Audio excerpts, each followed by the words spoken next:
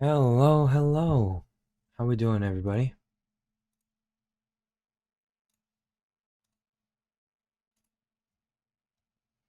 Good. All right, all right. Hopefully, everybody had a great day trading today, right?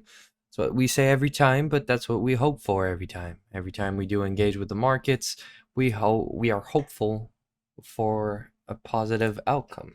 Not always the case, but that is what we look for. Had a great day. Thank you. Packed day, but doing awesome. All right, done drinking my water. So, guys, we'll get straight into it here because we are going to have a lot of content going out this week. I hope you guys had the chance to look at our more recent announcement as well. I do want to give a little shout out there because the more people vote, the more true, I guess, is the correct word that I'm finding right now, which is not the right word, but the more precise, I guess, the outcome will be. So the more I'll be able to have a good insight into what you guys want and where we can move forward, right? So if you haven't, please do take the time to go over there and vote. But enough about Rise, let's talk about price. What did we do today? Well, beautiful power of three higher. Definitely, right? We see the candle. Now we just opened and apparently expanded lower by quite a bit, which I had not yet noticed. Already 115 handles. But we had a beautiful power of three higher, followed by a move lower as well. Well, not specifically in that order, but we will be looking at it. Now, ES has retraced into the special fair value gap we were looking at, right? Specifically during the outlook.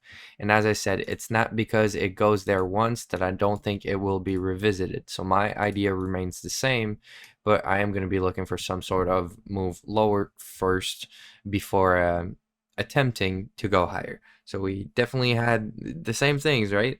NASDAQ being weaker, ES being stronger. Now, the flip I want to see is I want to see NASDAQ start to follow ES, which today we had a little bit of. So that's definitely what I'm gonna be looking for in the following days. But for now, we're talking about today, right? Which was a high probability trading day due specifically to the fact that we are NFP week. I am going to pop open the 4-hour chart because whenever we look at a 4-hour chart, we're going to look at one very specific thing. Well, two very specific things, but generally you're going to look at the 10 a.m. candle and you might also consider the 2 p.m. candle for any other possibilities, right? Now, what move happened, right? We were looking at that daily fair value gap. Well, ES reached that daily fair value gap, hence forming SMT between ES and NASDAQ on the highs. And again, I know I keep repeating it, but remaining consistent, ES being the stronger asset, NASDAQ being the weaker asset. Now, in this specific case, what is the result of this? Well, we retrace into our range. But where would have been our objective specifically? Well, we will refer to the most recent range, which technically is this one. But since that range is too small, has no premium and discount arrays to refer to, I just noticed I have that on the wrong side. So why is it not reversed? There we go. No premium and discount arrays, and I don't go lower than the 4-hour for the higher time frame, so I am going to refer to the next largest range. Now, we still don't have an internal objective. Why? Because this order block is a high probability order block, and it is in premium. Now, I can use the order block's opening price. Short term, I am always going to refer to mean threshold, which was a level in discount. So, especially understanding that it is Monday, had a very simple objective of targeting the discount of this. And if you do look right here, we had our weekly open, which aligns with the new week opening gap we had. So tiny little guy right there, but new week opening gap as a potential drop for lower objectives was a great way to go forward. And if you traded before the 10 a.m. open, as you can tell, we definitely expanded higher. Diving lower to the 15-minute where order flow is always clearer during the day, right? I do sometimes go in the 1 hour, but never on a Monday because I feel like the 1 hour is better for intra-week development. So going specifically right here, I do want to mark out this level differently. We're going to mark it out as our 4-hour bullish order block main threshold, which was our objective for that specific day and time. Let me mark this out as black, and that way I can remove consequent encroachment, so we have that level marked out. I'll even put it dotted so it is easier for us to see. Now, we have a range you expect a retracement within. When are you going to start trading? Well, if we pop open our sessions here, 9:30. We had no news today. So when you don't have news, you would expect an 8:30 or a 9:30 Judas. And as you can see, you had multiple SMT. The price was definitely beautiful for a little down run when only looking at a 15-minute chart, right? So we are comparing both swing points right here.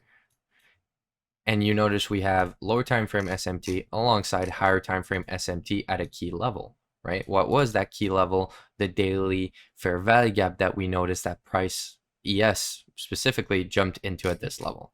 So we tap into our bearish array. Now ES flips. ES is now the weaker asset, but based on our higher time frame understanding, we know that NASDAQ is still the weaker asset and would hence complete the move. Now the result was that the short term overpowered. If we look lower, just at liquidity, right, just looking at where ES formed the low of day at a clear liquidity, well, it was SMT with NASDAQ. That point of liquidity was not taken on NASDAQ specifically. So now that we see with hindsight, ES was the weaker asset, had beautiful delivery to the downside. NASDAQ has a little more of a goofy run. But if we look at the 15-minute, and I am going to remove the range now, if we look at the 15-minute, technically delivery was clean, right? If we look right here, we tap back into our fair value gap. I just want to put a right color before expanding lower after 10:45 all the way down to 11:30 before reversing and into lunch consolidation, continuation lower. And if we look right here, formed with a lunch trade, which we will analyze in depth, but formed a lunch trade following that. With hindsight, again, ES was cleaner to the downside, which is why we always analyze both, right? But looking at this at the moment, you can tell that, well, at least for myself, I would have considered NASDAQ to be weaker on the beginning of the day and expected NASDAQ to provide all the way down to its objectives, right? I just want to take a small break and tell you guys, try and notice the order in which I do things, right? It's always top down, as every trade idea is. So if you did your top down open analysis, if I can say it like that, yes, of course, you did not have this SMT form up until this level, right? Up until 9:45. So you could have gotten faked out. Not if you trade the Rise model though, but you could have gotten faked out since price is still lower from this point on. So starting at the moment where NASDAQ goes above this swing point, there is SMT. So if we just align it, starting at this point in time, we have SMT, but the one that worked is the following one. Now, why? There are multiple different reasons which you do not need to know. What do you need to know? I want to align myself based on time and price. My specific model needs a unicorn. There was no unicorn to short at this level, meaning you had no setup to go short, so you would not have gotten stopped out right here. I am not going to comment on the possible long unicorn, which I did trade, by the way. I was looking for that because we anticipate that Monday will usually be associated with manipulation, even more so on NFP week. So if I say I'm looking for higher prices in my weekly outlook, it means I want Monday to go lower, which we did. But I did place a counter bias trend, counter bias trade, and it is not something I want to showcase for the Rise model specifically because it was not a Rise model trade. I don't limit myself to just that. I utilize my understanding and frame 95% of my trades based on the Rise model. I did want to share it because I told some people from the Discord that I would share which trades I took. So I long specifically here how to stop allowing it to retrace into this point. The bias was we are targeting buy side liquidity, and you had a lot of potential objectives higher And then I noticed that we formed SMT at 837, which I had yet to notice. And I then noticed that, and that flipped my whole bias to go back to the downside now. If you just waited for the first bearish unicorn, you have your idea. So yes, of course, the SMT is here, but we understand that the SMT is at 837, that it starts. So from 837, you have your confirmation, which is your SMT, that you want to go lower. Daily bias would be okay. Why? Because you can frame this as a manipulation, but you could also frame this as a manipulation to then go form another manipulation to your higher time frame array. And since we are within that higher time frame point of interest with SMT, you can frame a second go at your daily power of 3, meaning I could frame that this was only a short-term manipulation, this move was my real manipulation, and now we can distribute, which is how I was framing the short trade specifically. If we zoom back in and we look at the first bearish unicorn that was formed, it was this range specifically. Now we look at this range. Why? Because we have taken out the high to manipulate, followed by breaking the lows, which forms what? A market structure shift, also forms a breaker block. Your last down close candle is at this level. Now, the unicorn here, you don't have many choices, right? Because you don't have any inverse fair value gaps that are lower. You don't have any fair value gaps lower. All you have is this fair value gap specifically, meaning that this is the only possible unicorn entry to the downside, and no bearish breakers were found here. I am going to check again because I don't want to tell you guys bullshit. No bearish breakers were formed here at all, up until this point here. So really just waiting for your onside unicorn, and then inverse fair value gap, and order block. Actually a pretty wide stop, unfortunately, 38 handles, but the model takes that into account, so nothing to be scared of. Now, what is my objective? Well, as I said, I'm targeting discount, and my first level in discount is the 4-hour order block mean threshold.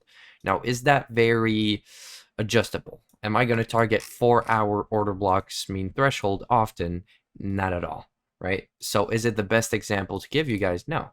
But what else could you have targeted? Well, you could have gotten lower and looked for liquidity, right? Targeted liquidity when lower.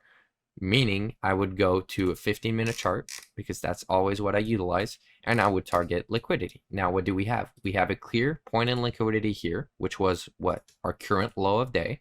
So I'm going to mark that out as a possible objective.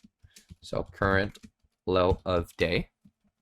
That's what I mean, by the way, when you guys see LOD or HOD, that is low of day, high of day. Now, what else do you have? Well, you have a very large inefficiency here, which is basically on the opening, right? So you have your new week opening gap lower, which is where we're going to frame. So I'm just going to remove the older ones, and you'll see that this is also another objective. What else could you have targeted? Well, following that, you'd have the sell side with these relative equal lows at this level, but they were taken out. Maybe not what you can see on NASDAQ, but with divergence, you understand that they were taken out specifically on this candle. Meaning if ES takes it out, NASDAQ does not have to take it out at all. Short term, of course, but it does not need to take it out short term. So you have your new week opening gap you could use as a target, current low of day, followed by sell side liquidity, which if you are following both your sisters, right, your correlated pairs, then you should know that you should have taken profits at this point. And if we look at the 1 minute, it's very, very clear, 1134. So you would have missed out on specifically 9.25 handles. I think we can all agree that missing out on 9.25 handles is okay. Also, we did induce these levels, something I forgot to say. We induced the low of days before going to take out all this liquidity. Confluence that this level is even better, relative equal lows. And to that objective, you had, let me just mark it out correctly, 2.8R to offer. Now, would I hold my trade all the way through this to head there? Just in general, even if it did not consolidate without the result, no. I would look to take a partial in the meanwhile. With a stop this large, taking a partial will be hard because I don't want to take a partial under 1R, and more specifically, I try to frame my partials to be never under 1.5R. Now, do I have a fixed R? No, I'm targeting something within my range, meaning I'd be looking at, oh, wrong side again. I need to get back I need to get used to this tool again. But my low-hanging fruit objective should be the relative equal lows and discount. Why? Because on a purely mechanical approach, that's what it is. And if we do go look at our 5-minute, we have the order block actually. So based on a purely mechanical approach, it would not be the equal lows. It would be the bullish order block we have, because we look at our 5-minute range and we find the first discount and efficiency, no fair value gap being present. So we would target this. And we could also target this liquidity, which I believe is what aligns with the relative equal lows. Yeah, so this liquidity, relative equal lows, so you expect this to be low resistance. These would be your objectives. Now, these don't allow for the minimum framework I just talked to you about. So that would mean for me that I'm not taking profits. Even though I should take profits here, I won't. Now, can you still be profitable by taking 1-to-1s and take it 50% off? Yes.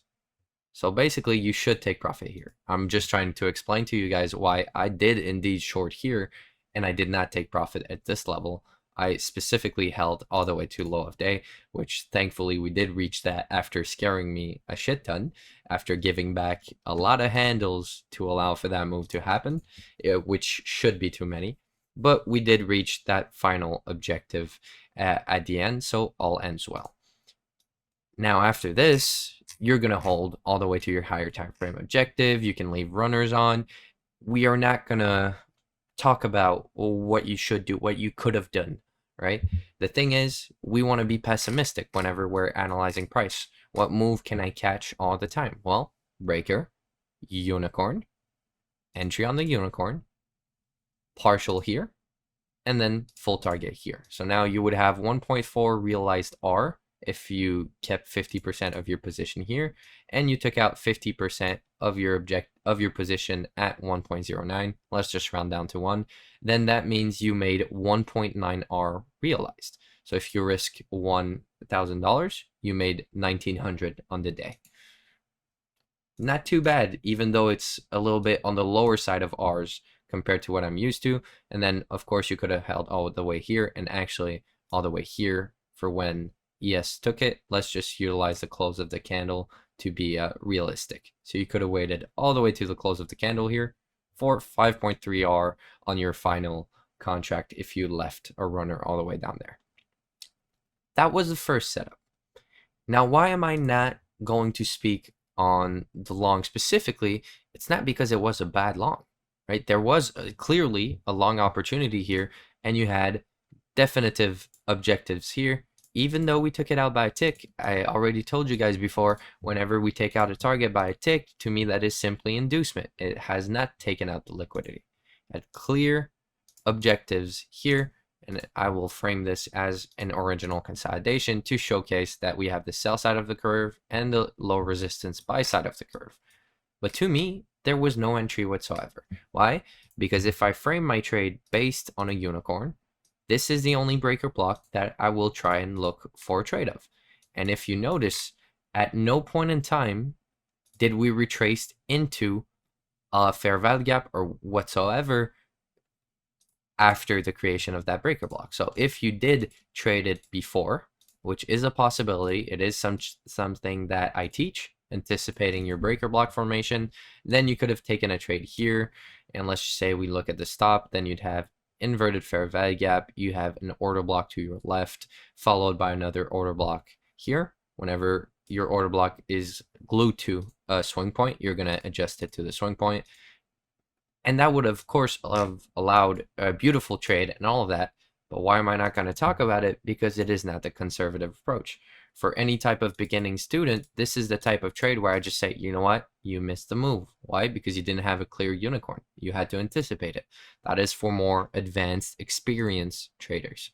So even though you have your higher time frame point of interest, you have SMT, right? As we showcase with the objective, you have your breaker block form. You don't have a unicorn. So it is a possible trade. Again, whenever I do these, I did want to showcase the fact that there was a trade opportunity there, but you shouldn't be mad at missing it if you're trading specifically my model, right? It will not always be precise, and you have to learn to anticipate breaker blocks, which is easier said than done when you are live with price. But definitive, beautiful move. Even if we look at the 15-minute intraday range, right? So just going back to a 15 here, where was your premium inefficiency? Well, your first one would have been this order block. So your low-hanging fruit would have been here. Oh, actually, I'm looking at the wrong range. My mistake. It is the fair value gap. Sorry, I went the low too quick here. Missed the swing point. So that would have been your low-hanging fruit. And if we go look on the 1 minute, it aligns with this liquidity. So it is beautiful. You would add a nice 1 to 2 to your low-hanging fruit, and then following to equal highs, which were a definitive objective to take money out of the trade. And then you would have held all the way up. But as you can see, ES took the highs. Now, we keep talking about our first short opportunity and then talking about how we missed out on a possible long opportunity. I am going to remove all the drawings now and showcase the next possible outcome. What do we look for in the PM session? Well, the first thing we are ever going to look for is a lunch trade. And we had another beautiful example. I feel like I spend a lot of time showcasing lunch trades now. It is crazy how consistent they have been in the last few weeks. And I never end up trading them because I end up being done for the day and happy with my profits beforehand, as you guys saw in general, right? I'm trying to be more active in there, talk to you guys during the day and not just after the day. So I hope you guys enjoy that part. Talking specifically about the lunch trade, I showcase the range from noon to 1. Why? Because our higher time frame objective has been met during lunch. That is the only time I'm going to refer to noon to 1 instead of noon to 1:30 range. And if you notice, you'll see that this swing point remains open on NASDAQ, while it does not here. The liquidity above this high, which I believe that is high of day on NASDAQ. Yes. So high of day on NASDAQ, which is not high of day on ES, because as you guys remember, we had SMT between these two swing points. But comparing these, you'll notice that we did take it out on ES and not on NASDAQ. So furthermore, we have SMT now showcasing that NASDAQ is a weaker asset while ES is the stronger asset. So you have, again, the conditions for a high probability trade setup. Higher time frame level, you can use it as what? Intraday liquidity, right? Clearly in confluence with your intraday drawn liquidity, which is framed around the lunch range framework, right? The lunch raid. You rated the highs of your noon to 1 range right here. And on ES, you did the same right here, which would then mean that you would look to target the other range if on side with your bias. Can I show here? Yes, I can anticipate that we could continue at this level. Is it the highest probability? No. Why? Because we are in deep premium, meaning that we could reverse and go higher. We went even past OTE. But it doesn't mean it's not a possible retracement to then continue higher. And that is why we have low-hanging fruit objectives.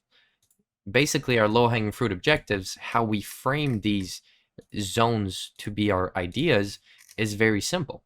We just say, if I'm wrong, let's just say the short from the morning. If I'm wrong, price is going to go down at least here before reversing higher. That is why we have low-hanging fruit objectives, so that even when we are wrong with our long-term idea, well, long-term, it is short-term, but with our session idea, what we think price is going to do, where we think price is going, we'll still be able to take money out and have a profitable trade solely based on the order flow. And whenever we have lunch trades, you have a clear low-hanging fruit, which is lunch, right? If we look at the specific setup that was formed, you'll notice one very simple thing. It was perfect. Once again, these are the trades you want to be looking for. From this candle on, we formed this as your breaker block. And now, where is a unicorn in close proximity? Well, you don't have a fair value gap right here. Just so you guys, well, actually, it kind of looks like you have a 1-tick fair value gap. Low 19,318. The high of this candle is 19,318. So no fair value gap. So what are you going to utilize? Well, you have a fair value gap above, And as many people know and have probably noticed, whenever you have a volume imbalance next to a fair value gap, you are going to combine them both into one array. Why? Ask ICT. He said that that is the only way to find the true consequent encroachment of a fair value gap. I just noticed something for my 1 minute fair value gaps. I'm just going to adjust my template very quickly. That is not what I want. There we go. Sorry about that, guys. So that is your unicorn. Is it still a unicorn if it's above your breaker? Yes. Why? Because it's within my breaker range. My breaker block specifically is here. This is a unicorn from that breaker block. Now, would you enter on the volume imbalance? Yes, because as I said, you combine them into one array. Now you have an inverse fair value gap above and another fair value gap here. So you would leave your stop at the high of this candle. Why? Because you have another fair value gap here. So you're not utilizing this order block. A more standard stop now with 22.75 handles all the way down to lunch lows. You have 2.65 R in 11 minutes. So definitely a beautiful trade. Why would I not trade ES? Because that is the stronger asset. And as you guys talked about in general today, a few of you guys, even if ES would have been the weaker asset, I would have concentrated on NASDAQ because I understand that even if it doesn't reach its objective, like we showcased in the morning, right? It wasn't reaching it. It will still offer more risk to reward than ES will. Hence why I'm concentrating on this. So another beautiful race model. So today you had two opportunities, one missed opportunity. And let's talk about losses, right? Because we never do. Right? We only analyze the winning trades. And yes, I'm just going to say you could have held all the way to 4. But the truth is, this was my objective. And I'm going to spend 2 seconds here to just showcase that, okay, well, if I'm looking for another objective now, I'm having a hard time with my premium and discount. I would go into the 5 minute and then notice it is an extremely large range. So I would refer to a 15 minute in general. But let's say we keep it purely mechanical. Where is my low-hanging fruit objective? It would be here. Since we have a lunch rate framework, I am going to target the lunch rate, but I understand that this could be the end of a move lower, right? First, discount inefficiency of my range. And yes, I'm utilizing the 15-minute range, which is also the 5-minute range. So there are no changes. In this specific case, since it is lower than my lunch low, this could be a final objective as well, which would have offered 100 handles straight, so 4.4R. Pretty. Now that I've gone over this, I do want to showcase possible losses and tell you guys why the model is so consistent, because basically at the start of a move, it should do this. In the highest probabilities, it should form a unicorn, a breaker block, an overlapping PD array that it will retrace into. Now, as we showcase, the morning would have been looking for a short. Even if you longed, you would have reached your objective, right? The only reason why I didn't showcase it is because it's not the type of trade that you should be trading, because it is counter your objectives, right? So let's just say we showcase it, a fair value gap, inverse fair value gap, leave my stop usually a handle below, but we have another inverse fair value gap here. So you're actually utilizing this. So the inverse fair value gap from this candle, 1 PD array, 2 PD array, 3 PD array, 3 PD array rule, all the way to the buy side, 2.5 R straight. All right, so if you traded that, good for you. If you were bullish, if you were bearish, you waited for the first bearish unicorn form. And the first one succeeded, right? You had to be very, how do we say that? Very aggressive with it. Well, very not aggressive, actually the exact opposite, very passive with it. I would have put myself break even after price revisits my break even, well, so close to my break even, and then goes back down. I'm like, if it goes back up, I don't want to be a part of this trade. But if you had the right entry, for example, with a limit order, you would have been good. And you had exactly 4.5 handles of play, meaning you could have been 4.25 handles late to not get stopped out, but as soon as you would have been 4.5, you would have gotten stopped out, leaving your stop at break even, of course, just because price took a lot of time. It was consolidated. So I tend to never waste my time at this point and just say, worst case scenario, it's a break even. But if you execute it correctly, Now, the only times we start looking at losses is when you consider later trades. And even then, I'm looking at this. No breaker was formed in this range, meaning that there's no trade here. Oh, swing high to swing low, swing high. There you go. So if you shorted right here, you would have gotten stopped. Looking at this breaker block, this range high got swept, swing low got taken, and you have an overlapping fair value gap here. If you enter there, your stop would be at this swing high, and you would have gotten stopped out. Why? Well, first of all, I'm already 3/4 to my objective, and now it starts consolidating. So this is not where I would be looking for a trade. I would be looking for a raid of that consolidation that it's currently forming so that it could then continue lower. But the truth of the matter is, the only reason why you're looking for a trade here is because you either missed that one or failed to manage your trade correctly. Which means what? Well, this is not a rise model, because now I'm going to say perfect. You can't be a perfect trader. Okay, you're always going to make mistakes. But the rise trader, so the person trading the rise model that did indeed perfectly execute on this specific day, was either holding a position here or fully out on this leg just because they got scared of this. So the guy who actually executed perfectly, he was looking for this, hopefully took profits, right? We had the 5-minute fair value gap here. Took profits, put his stop break even, let it run to his final objectives.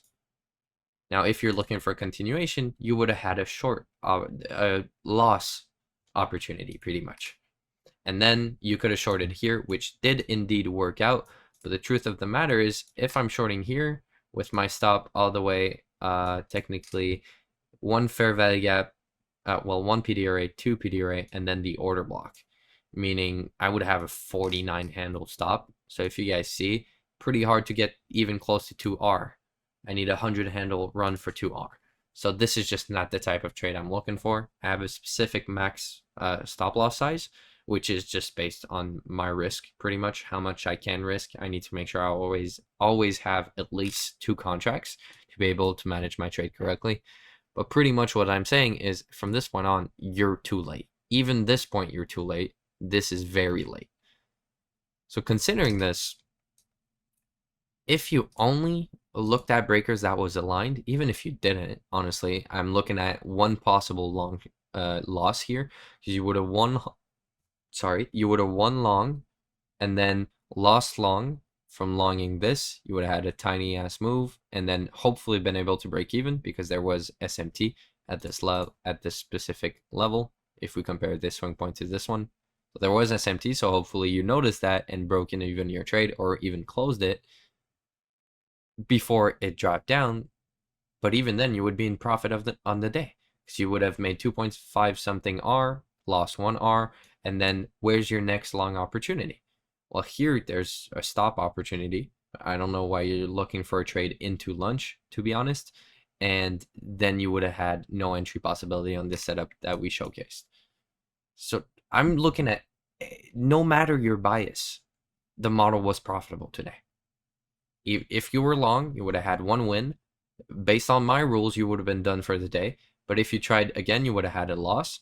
And after a win and a loss, what do I always say? Those are the worst possible tilt conditions. Meaning, you should stop at that point. You're up 1.5 R, realized on the day, get the fuck out. So even then, you would have made money. And then if you were short, you had 1 short opportunity. If you missed that one, you had another one which would have stopped you out, followed by one that would have been horrible. Pretty much very horrible, meaning you would have barely made any risk to reward because your stop would have been too wide. But then you had a PM opportunity. So even if you missed a morning, you do have chances in the PM, even on days like Monday. So just trying to sprinkle some psychology in there, keep you guys sharp. But that is all I have to say about today. Filled with opportunity. I love NFP Mondays. I usually make enough money to just say fuck you to the rest of the week and then demo trade the rest of the week, just because of NFP. I tend to prefer that. But this week I failed, meaning I took a loss before taking my trades. So I'm ending the day up 1100. And also I was not on my setup. I was getting some blood tests done, so I was on my phone in my car, meaning that I could not copy trade on all of my accounts. So it was a good day, but not good enough to stop for the rest of the week. So I will be trading tomorrow and going into the rest of the week. On that note, do we have any questions about the price action of the day or any of the things or approaches that I shared today? I'm not seeing anyone type, so I'm guessing everything was straightforward and you guys understood. Would that be correct?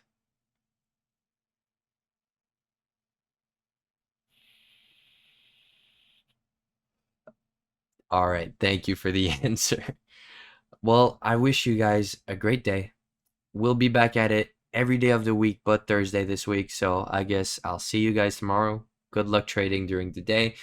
Don't blow your accounts, please. This is NFP week. This is the first week of the month, technically, but also being the last week of the month at the same time. We love half weeks.